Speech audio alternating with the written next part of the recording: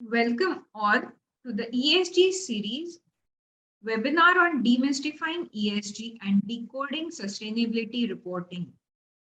Rosefield Energy Tech was founded with the key objective of bringing all stakeholders from the energy and electric vehicle sector together to participate in a responsible decision making and assist enterprises in improving their sustainability performance. Rosefield has a strong network across the globe. We are an independent consulting firm and maintain strict firewalls between different stakeholders. Adopting sustainability is the only way to build businesses and shape a green future for the next generation.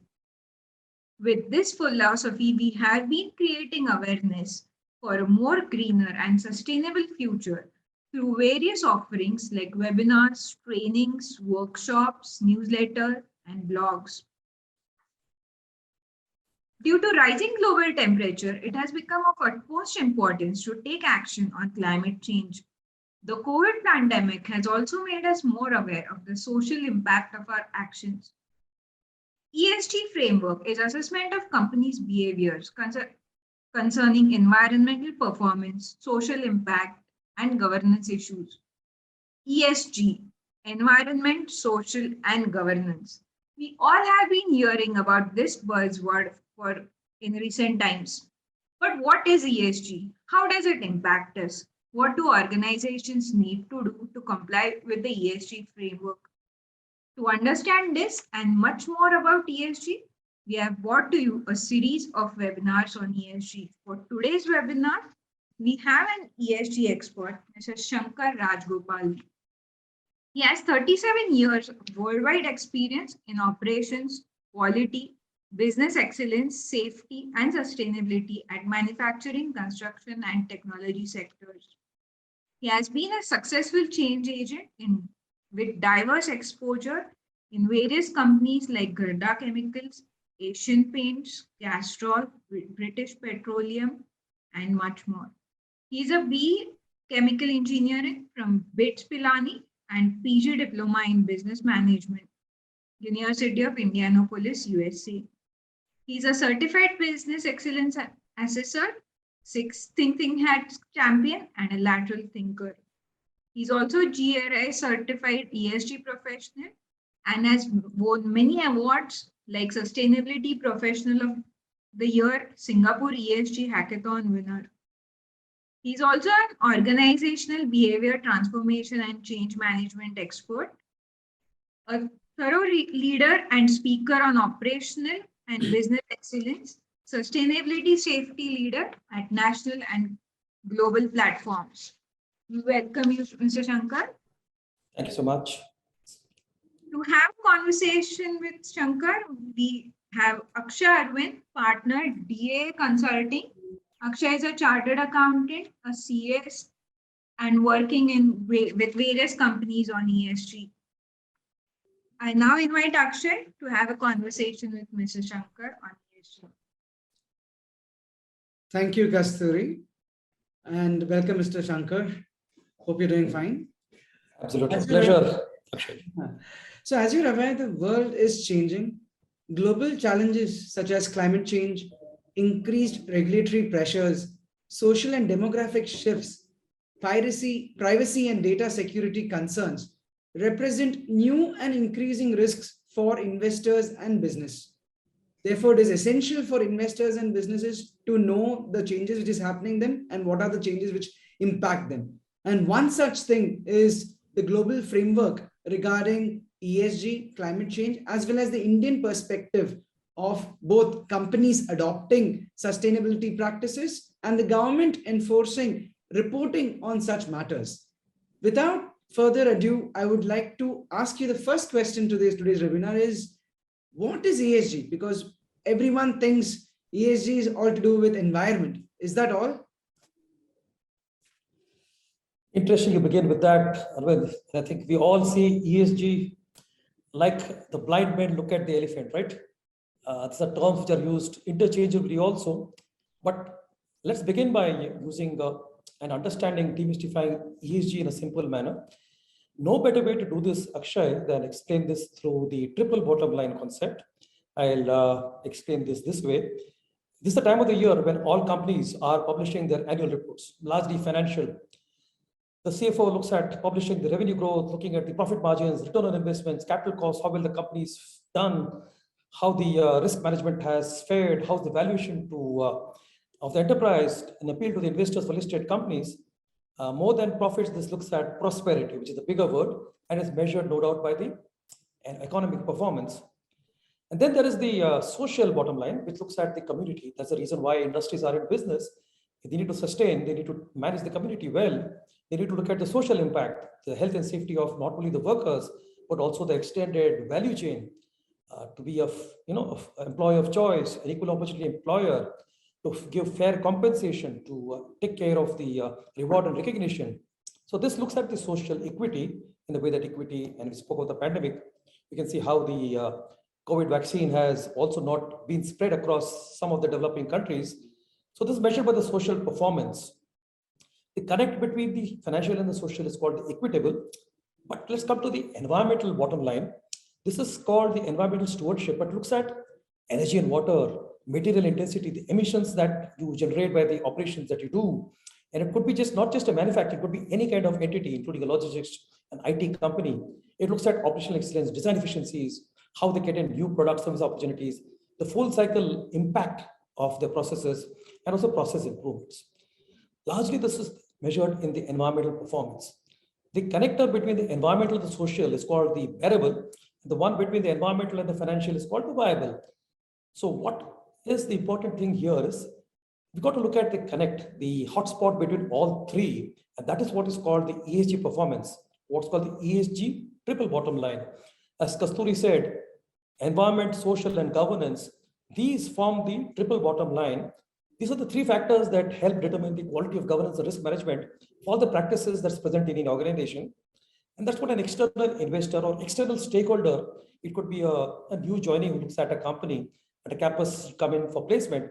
He looks at a company from the overall perspective. It's not just the financials, he looks at it from the social and the operational part of it. So this is why the ESG is not just a big buzzword, it is the way that people would make decisions, and they call it the triple bottom line. The financial is called the profits. It's not a dirty word. Profitability is the ultimate reason why businesses are in business. If they don't make profit, they won't sustain. But they can't do a business impacting the community or harming people. And therefore, there's a social element of it. So in a sense, the way this goes, Akshay, if you were to make a decision, you wear the hat of a CFO and look at the profits. You also need to wear the hat of a CHRO and look at the people dimension. And the operations head, the COO, you would also need to look at that and think of how you would make an operation efficient, operation efficiency. So ultimately, every employee is going to be looking at a CEO as a line manager. So this is typically what they call ESG. The triple bottom line is what they term as the profits, people, and planet. So the people is the ultimate, the soft spot. The planet is variable. The profits are ephemeral. For business to sustain, they need to look at getting all these three work together. So like I said, this is like a triple filter test where any decision that you take, it could be anything that you do, set up a plant, you set up a new line, make a new purchase, or hire a new logistics supplier, or hire a new vendor. You got to look at sustainability in every part of it.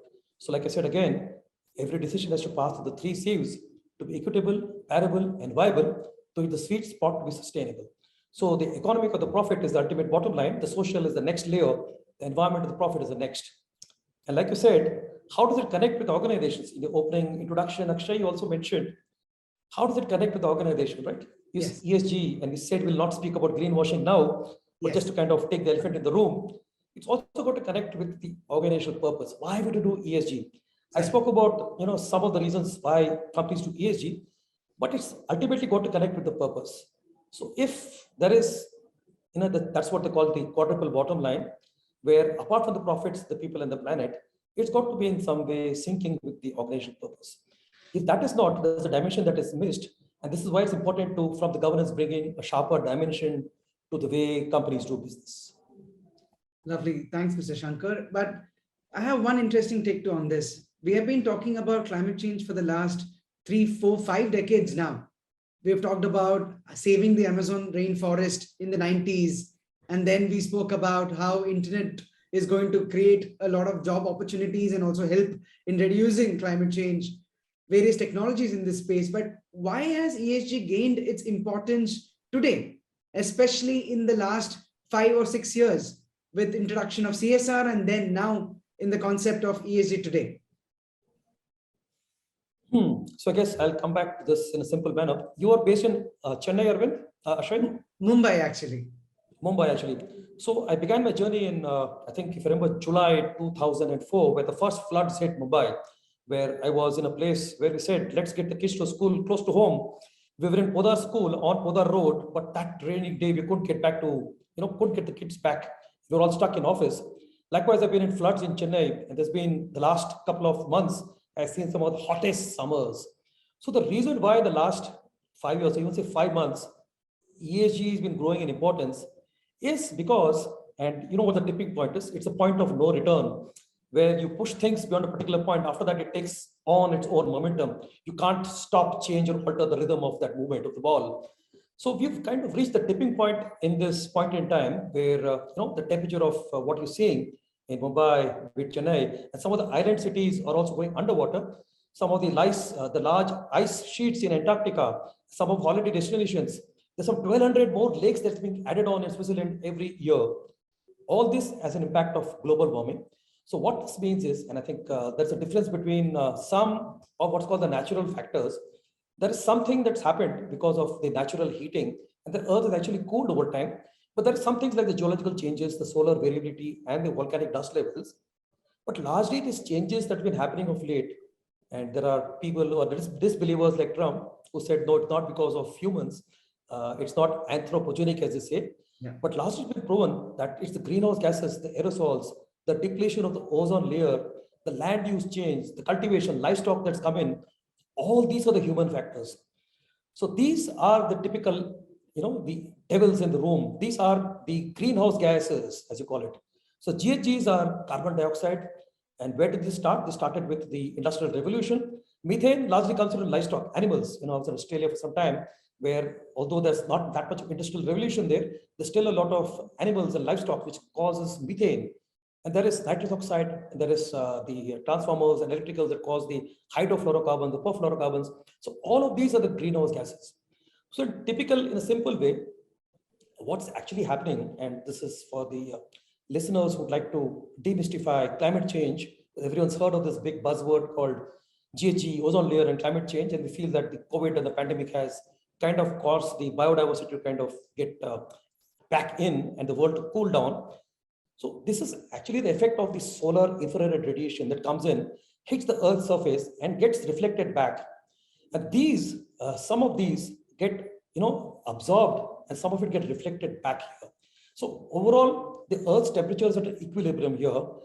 This might explain to the viewers what this means here.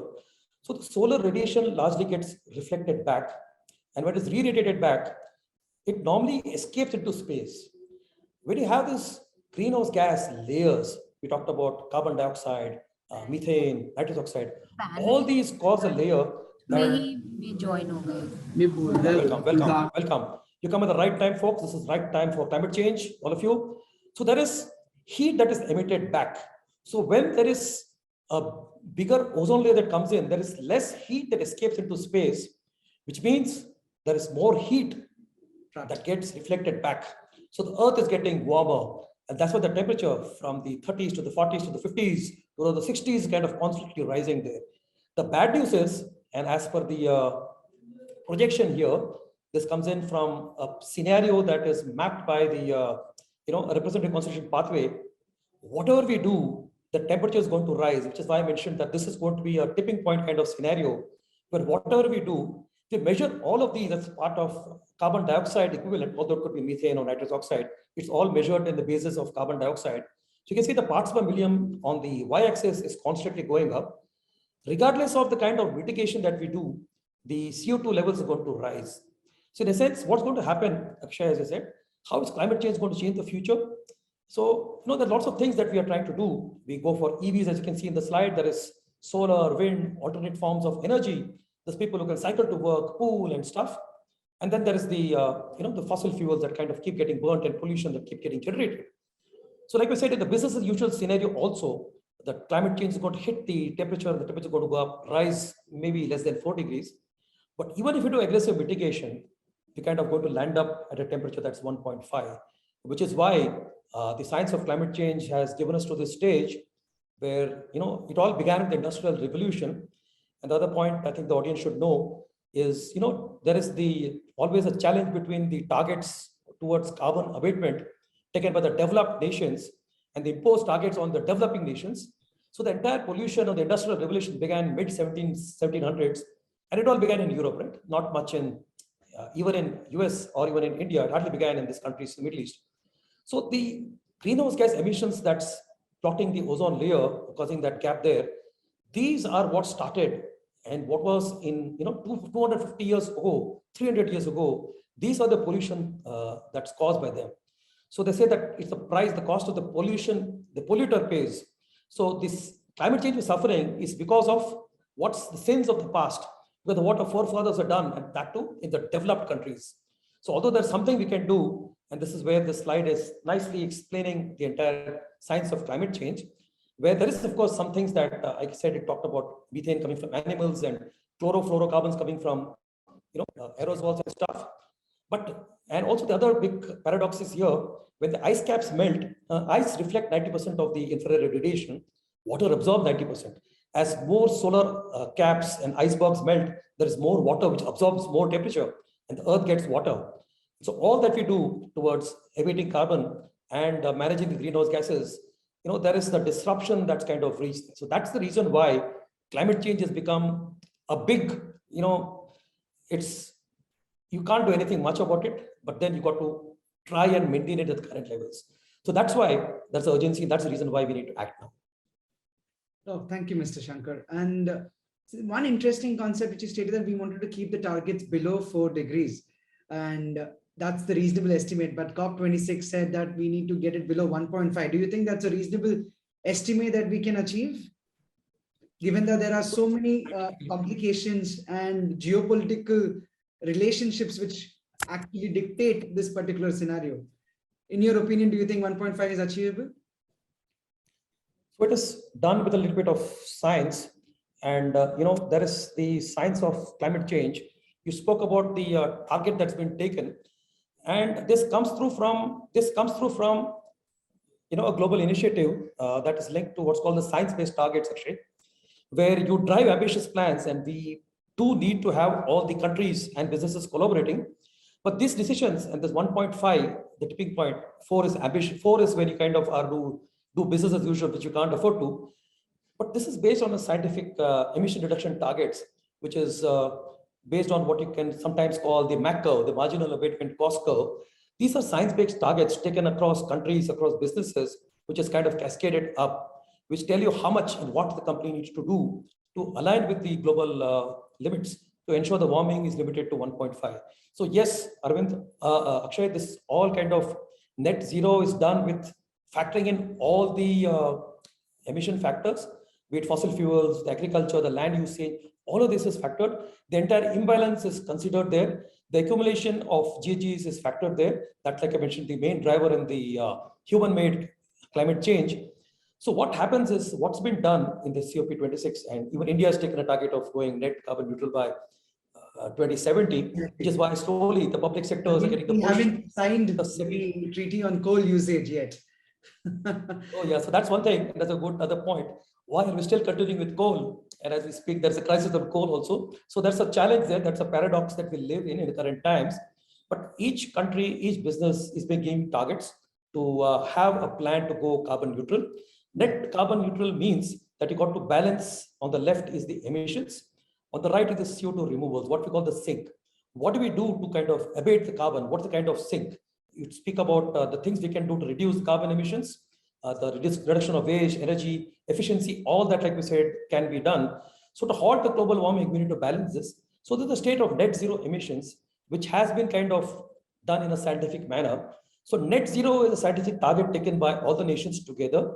This needs a lot of collaboration. As you know, even the last couple of seasons, even US was against it on the climate change agreements, they kind of backtracked. But I guess now the world is looking at things from a common perspective, and the Glasgow conference has been one game changer in the way we look at how we get to carbon neutral together. Can you elaborate on net carbon zero emissions and the carbon offsets? Because many people believe that this entire concept is against the principle of achieving climate change, combating climate change, wherein companies will continue to increase their emissions, but rather go into the carbon markets and buy carbon credits or carbon offsets. Will that actually help in the long-term objective of 1.5? So in a sense, like I said, I spoke about my journey as a greenhorn, where, like I said, one of the first projects I did was a wind turbine project, which was done in the biggest wind turbine farm in the world at that time, Maharashtra, in Dhule. This was done by a developer called BP, British Petroleum, which set up a 40 megawatt wind turbine farm in Maharashtra to gain carbon credits. So like I said, that's the context of the polluter pays. The developing countries had to take targets to reduce carbon, and there was a pressures on them. And while they couldn't do it at the cost that it was affordable, they tried to do it in countries where it was easier to do. And they struck partnerships, and you got the credits for that, carbon credits. So there is various projects called the CDP, the Carbon Disclosure Project. There is the carbon credits that you can kind of get. There's a stock trading as such, and that's something that's going to be big in the way to come. But yes, that's the way to go forward. So it only works if all of us work together. Like until the Glasgow, India could still say that this isn't any of my doing. It's about the developing countries don't need to do that because it's all the pollution that's happened from 1750 and we weren't around there at that time. But this is the biggest journey here. And the biggest understanding, Akshay, is how you understand the role that we all play. Yeah. Yes, there is an industrial revolution that's happening. There is a lot of challenges that is industrialization is going to continue. And as you see, there's a lot of efforts being made to go green. Like I said, we reach the tipping point. So all that we do will be still less, but we still got to look at the green modes of transport. Even if you talk of EVs, electric vehicles, what powers the EV? If that is based on fossil fuel or non-renewable, it doesn't serve the purpose, right? So you need to ensure that it's fueled. It's, the supply, the electric supply is from a renewable source. So all the sources of fossil fuel, you spoke about coal, a lot of the countries, including India, has got a heavy dependence on coal. And it seems, paradoxical how we can get out of it. Even as we speak today, there is the pollution control boards still do not restrict companies from setting up coal-fired boilers. So the kind of generation we are in, that's something that's a shocker. But again, that's a transition that we are taking. It's a leap of faith that the countries are taking. And that's how we kind of look at things here today. It's also a journey, Akshay. It's also a journey. So do you believe the transition technology to renewables is natural gas or nuclear? Do you have any opinion on that particular aspect? So natural gas also, if you look at the definition of... it is fossil fuels, but it is 50% lower than coal. Yeah, it is. It is still, yeah. Yeah, still. So, I mean, you still prefer as a lesser of the two evils to have a CNG-fired kind of equipment or car. But if you look at the technical definition of renewables, it's something that does not deplete over time in our generation or the next. And for the millennials like you, it's something you got to think forward here. So yeah, there are, it's a transition. Like we're still speaking of coal and speaking of CNG. So obviously the next step there. But I think the transition has to go from fossil fuels. And I think in the country also we've seen from diesel-fired equipment, diesel-fired vehicles to petrol and now CNG and now the electrical revolution has come up a big way. It's a journey there. So I think natural gas is, I think, it's a stepwise progression. It's a continual improvement journey. So we can't, take a leap of faith overnight. We got to do it gradually. We've got to consolidate and then move forward. And how is ESG different from CSR, Mr. Shankar? Because CSR was something that every company did, and it was mandated by Companies Act also to spend. Okay. So ESG, a lot of people look at ESG as, ESG, like I spoke about, is got the triple bottom line here, the environmental, social, and governance. And some of the main parameters that go into this, and I speak about environmental, it speaks about water use, resource use, biodiversity, waste, energy emissions. Sustainability largely looks at that particular dimension. ESG has the triple bottom line overall. Sustainability kind of looks at that perspective. It looks at just that typical triple bottom line from the sustainability point of view. So while the bigger three factors in sustainability in ESG, uh, sustainability typically is considered the environmental of the operations. That's what is normally looked at. People normally, there is this term called CSR you mentioned. CSR in this journey is corporate social responsibility. So if you look at it, corporate social responsibility also began in some ways where, let's kind of talk of these. So sustainability largely, as I said, looks at the environmental aspects of operations, resource utilization, processing efficiency. It looks at energy, water, waste. ESG is slightly broader. It looks at the environmental, social, and governance. And ESG is slightly more metrics driven. Of course, sustainability also has its parameters that's defined by what they call the GRI and other platforms, benchmarks ESG issues. But ESG is more holistic. ESG is pretty overarching. If you call what kind of a role would you like to have as a millennial, I would say the next big role is ESG. Big dearth of ESG professionals. That's why ESG is most critical for every one of us. So just the question you asked about CSR. So largely, typically this was part of the environment, health and safety in the 80s. This began to be called sustainability in the 1990s and then kind of integrated into the CSR. So CSR is still the social arm of sustainability. It's corporate philanthropy.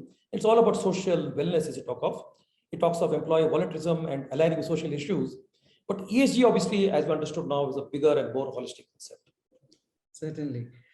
One important thing is, how does a company's sustainability goals and ESG goals align with the corporate goals of maximizing shareholder returns and profitability? Okay. So for a company, for business to be in business, it has to stay in business. So it's also for an investor to make a good decision on a company, for an employee to decide which company to join. So does good ESG define good profitability? Are you aware of ITC? Yeah, exactly. So ITC began as the British American Tobacco Company through its subsidiaries, the Tobacco Manufacturers India, Rothmans International, and the Middleton Investment Company. In 1910s, it was called the Imperial Tobacco Company of India. The company was renamed the Indian Tobacco Company in 1970 and later branded the ITC. My cousin got married and my uncle said, I will have nothing to do with the son who was working with a company that manufactures cigarettes. And this continued for 10 years until it actually changed his company. The talk of the impact, the social impact of a company there, talk of the reputation on, as a kind of a matrimonial kind of no-go, talk of the branding of ITC then and talk of the ITC now. It still gets its large revenue from cigarettes, but today ITC has rebuilt its reputation. It's totally different. Its earlier chairman used to talk about the triple bottom line in its AGM. Its annual report used to be the integrated one report. It's not a financial report and then another report. It's one report together. They're the first company, this is a slightly dated one, but it's water positive, carbon positive. So the last decade and a half plus. So this is the way that the company has used sustainability and to brand it in a different way. Today, a company that has been known for the wrong reasons earlier is now one of the blue chip companies. I think so many companies in the world, you can give more examples. The more sustainable a company is, the more it is likely to gain space, main headspace there. So that's one good example. Many examples, Akshay, but I guess ITC as one company that embraced the triple bottom line is one good example. And the example of my personal experience with, a cousin who was totally debarred from the family for joining ITC. He wasn't a smoker or anything like that, but that tells you how bad it can be. So working for a company which manufactures cigarettes is worse than smoking a cigarette. Oh, yeah. Coming to the global regulatory framework, as you're aware that there are many countries with their own standards, one GRI or the SASB, integrated ESG reporting. India too has implemented that. SEBI has implemented this BRSR reporting for the top 100,000 listed companies by market cap from 20 to 23. So can you please shed some light on the BRSR reporting and how that is going to change the framework in our country? So let's just talk of the global landscape and then look at the local landscape, shall we say, because India is the first country that's mandated ESG reporting, okay? No country in the world, nobody else, no framework really kind of definitively states that it's mandated from the next year for the top 1,000 listed companies as SEBI has. So there's a lot of framework, like we say. We have the GRI, the Global Reporting Initiative, you have the integrated reporting. I spoke about ITC and many companies like TCS, Infosys that do integrated reporting. The TCFD, another kind of entity. There is the CDP, the Carbon Disclosure Project is called earlier. All of these are reporting frameworks, right? There's a lot of change that's happening in the GRI also. And while the GRI is the most popular reporting framework, the templates used are the ones that's globally adopted. What's come now is from SEBI, the BRSR. So the BRSR is this new animal, and a lot of people are wondering what this is all about. So BRSR has a nice, it's kind of integrated the best of class and has taken all of these together. So, in a very nice single shot, the SEBI has looked at, and GRI, like I said, is the best topic for best platform for reporting globally. The CDP largely looks at climate, water, and forest impacts. The SASB looks at the impact on the financials, largely looks at the financial impacts on companies. The TCFD largely looks at climate risk with the framework towards how climate risks, and that's the biggest challenge from climate change. So the SEBI has benchmarked some of those best practices. It's got global teams looking at that. And this is what is the best amalgamation of framework there. So, and just to kind of quickly look at this, CDP, like I said, looks at how this is, looks at mainstreaming these. The brings big value. SASB looks at the capitals, the human capital, social capital, the leadership, governance, environment. And of course, the TCFD looks at governance, strategy, risk management, metrics, and failures. And he spoke about various other things like the science-based targets. All of these have been benchmarked together, and the SEBI has put it all together and got an integrated approach to implement, where the steps thereof would be something that benchmarks the best in class. It's still something that people are trying to figure out, Akshay, but I think the touching point here is that the BRSR, the Business Responsibility and Sustainability Reporting, is the first time ever in the world that a best-in-class benchmark on ESG reporting has been mandated. It's not just for the top 1,000 companies, Akshay. It's also going to the MSMEs. There's a BRSR light that's coming in for the non-1,000 companies. It's kind of going to spread the net. And therefore, this, when made mandatory and the SEBI coming in, and for the listed and the non-listed companies, this is going to be the single comprehensive source of non-financial sustainability information relevant to all the business stakeholders. And a point here on stakeholders, who is the stakeholder? That's the important point of how you look at sustainability reporting.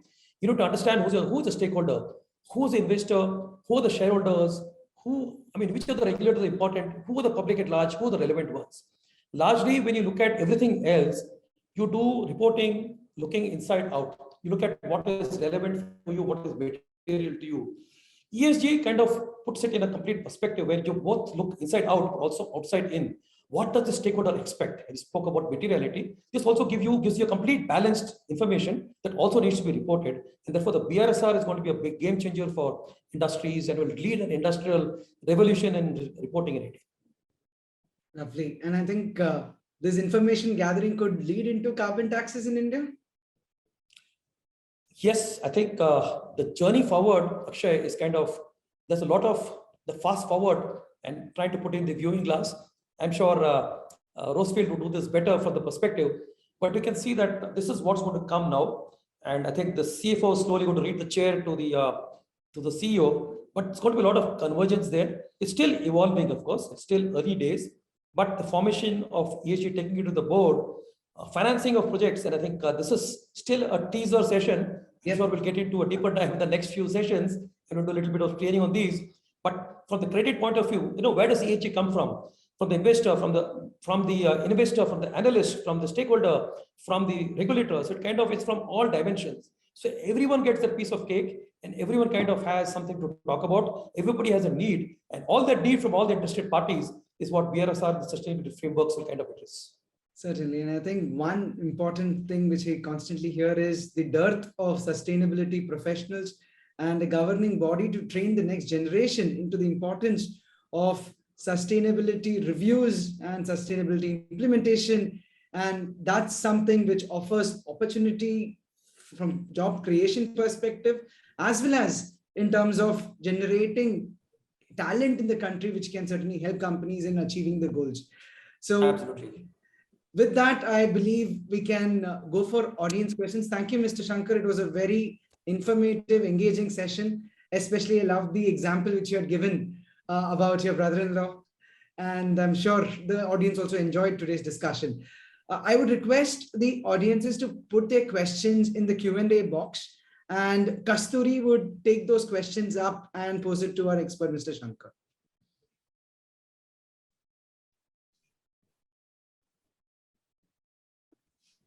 Thanks, Akshay. Participants, you can put your questions in the, you can type your questions in the Q&A section. My fun, before the questions could come into the Q&A box, I have one question. The technology to power electric vehicles, because the audience of Rosefield are more interested in electric vehicles. True. So the first question is whether lithium ion versus hydrogen cell.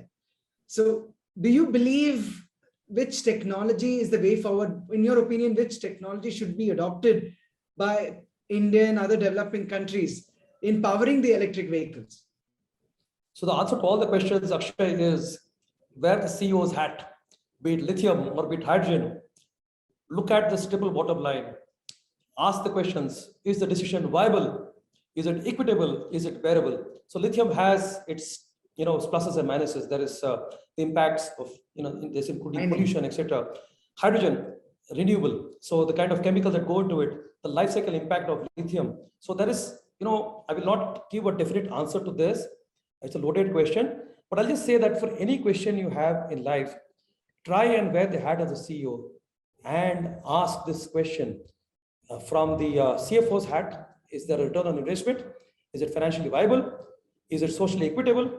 And is it environmentally or is it environmentally? So if you look at this and you look at lithium, look at the life cycle of disposal, look at hydrogen, look at how green it is, I think you'll get your answer right there. So for all questions that you're looking at, if you're able to use this approach to decision making, use this as the triple filter test to get the answer to all your questions. And there could be more ramifications to this. Somebody asks me, suppose I look at the lighting out here. What's the ideal lighting you would like in an office? Move from the tube lights to look at a different kind of frame here. We just had a session on ventilation and office space, and they said your green kind of lighting is causing me a headache. It's affecting my productivity. So each of these elements has got two dimensions. So we got to look at the triple dimension and try and make every decision based on this. So the triple bottom line is the ultimate mantra going forward. Perfect. So there's a question from Mr. Tapan Shah.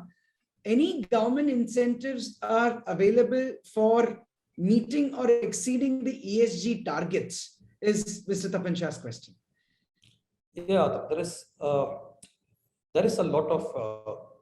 So one is the government provided incentives. I know that I was in industry where putting up a solar farm, and talking of photovoltaic today, wasn't so viable. The return on investment took a lot of time, and we wanted government subsidies. There's government subsidies on some fuels, on solar. So there is an increasing kind of subsidy that's coming in for green technologies, and the investment in these are also something that over time will pay back. So there is a combination of good, subsidies that come through. Let's answer this way, Tapan. Sometimes people say that green comes at a cost. When you try and convince a supplier to go green, to look at a green technology, you always say that it costs too much.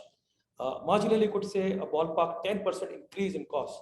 But if you look at the kind of return on investment from all the three dimensions, and even kind of put it on the financial, you'll find that the payback is pretty good. So yes, there is a lot of subsidies coming in from the government. Closer home, since we've taken a target of net neutrality by 2070, the government is kind of talking to the public sectors, talking to private companies, and there'll be some kind of push. Why there's a mandate? We believe in the mandates here, but there will be kind of increasing focus, and therefore there will be opportunities for companies to privilege using technologies that go green. Also, a lot of my colleagues and friends are investing in green technologies. You can look where the Ambanis and Adanis are going, regardless of anything else about them. The future is green. So where they put the money, that's where the mouth is. So the future is green. Hope that helps, Tapan. Thank you, Mr. Shankar. The next question is from Gaurav Vinde. Can companies which perform better in terms of ESG also perform better financially?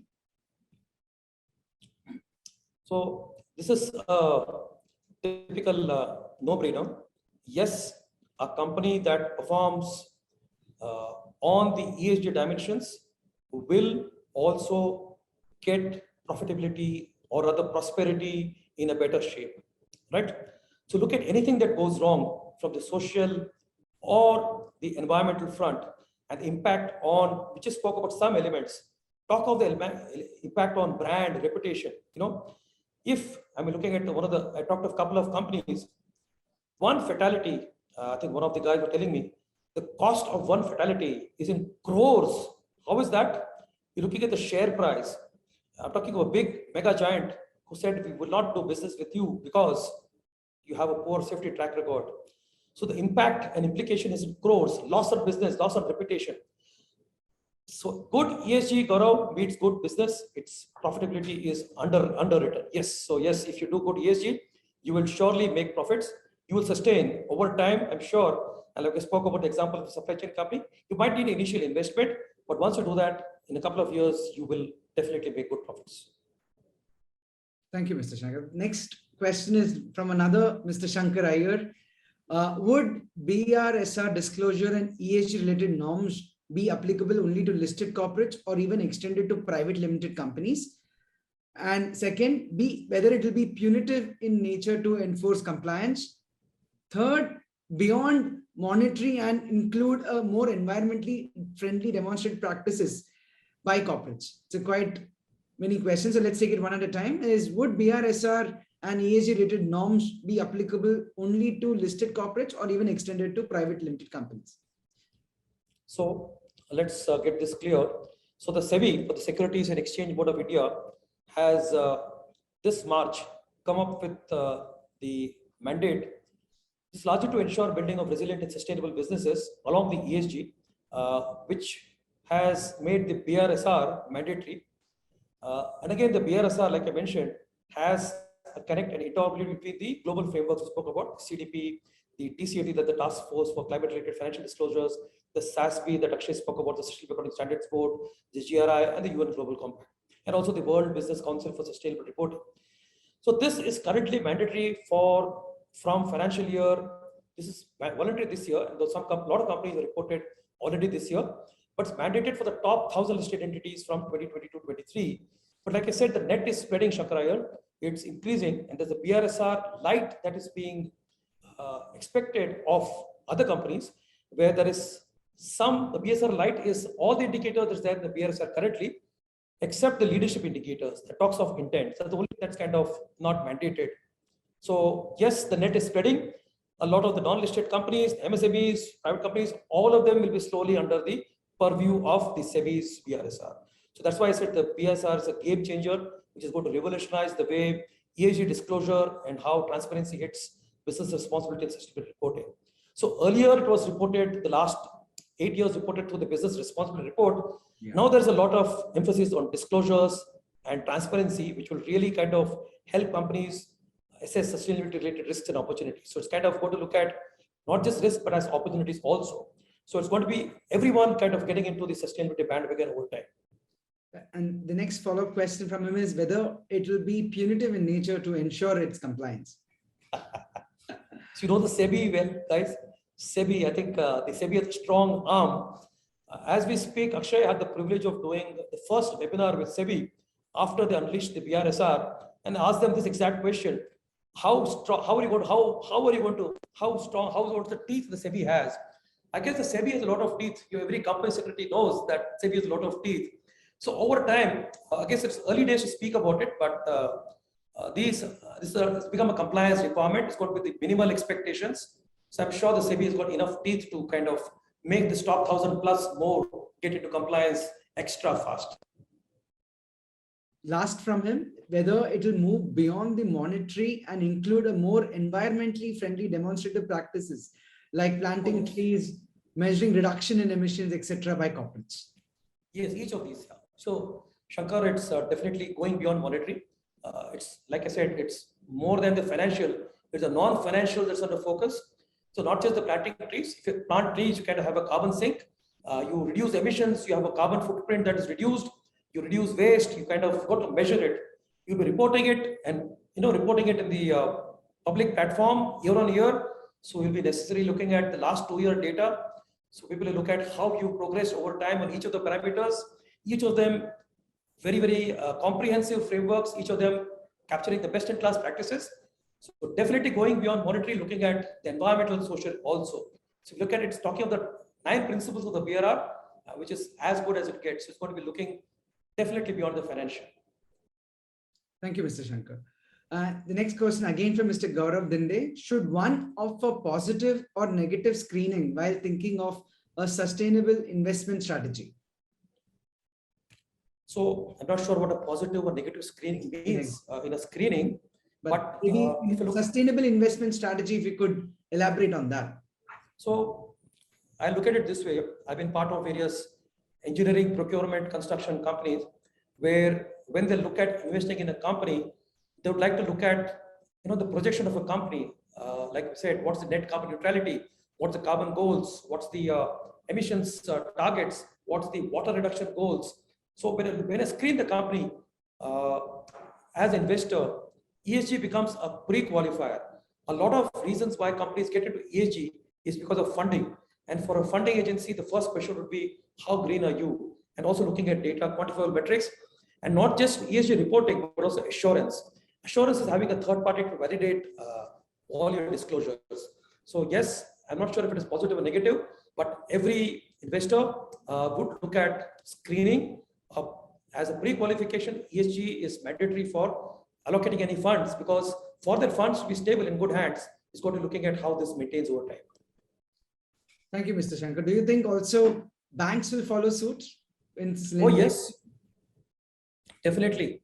Banks will, funding banks, it's going to be a big journey there. If you look at the market space, it's largely about how this goes. So the next steps, definitely, the ESG agenda is something that has begun with reporting, but this is going beyond.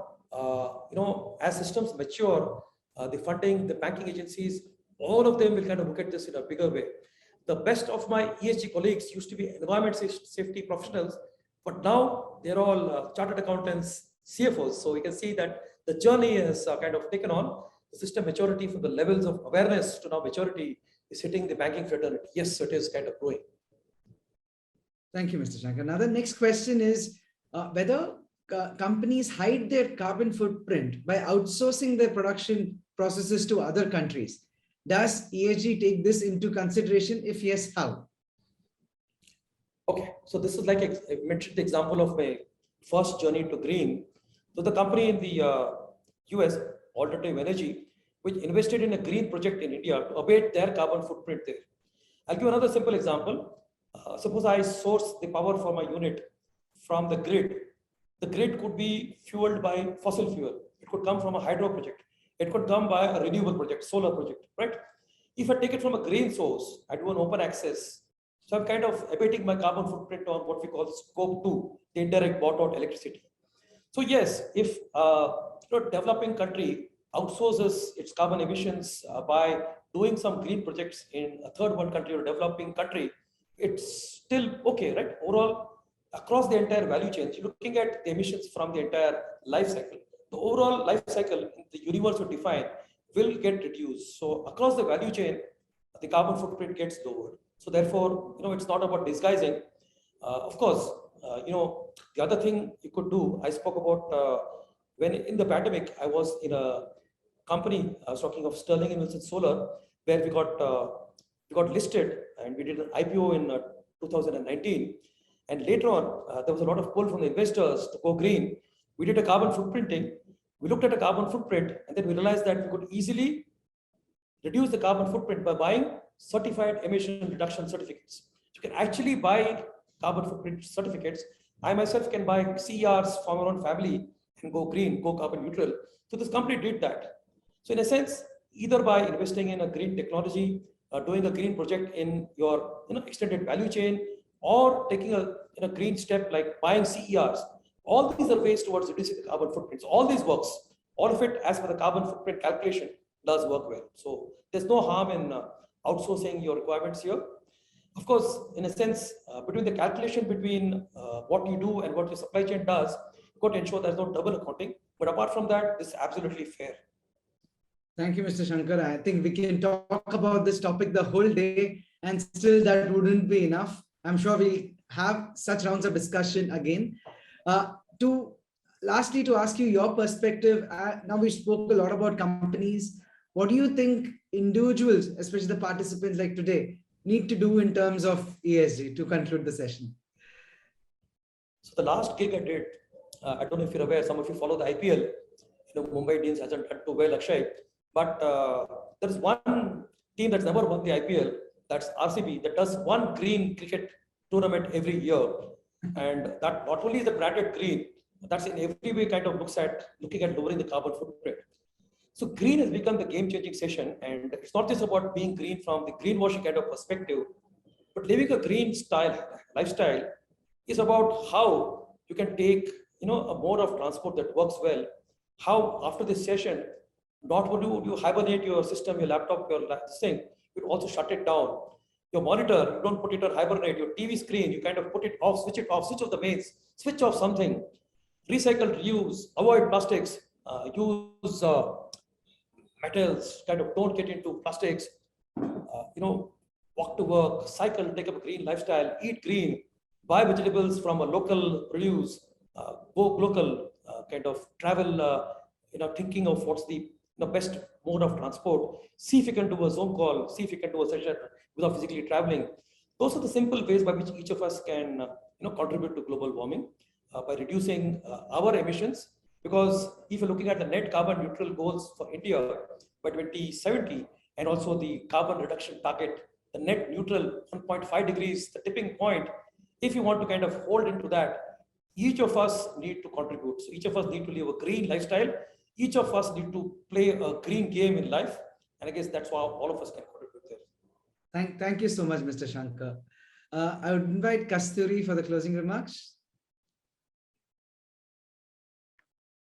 Thank you, Akshay. Indeed, this was a very insightful session on ESG. I think this is just a start of the conversation. We are getting to know about ESG, and there are so many more topics.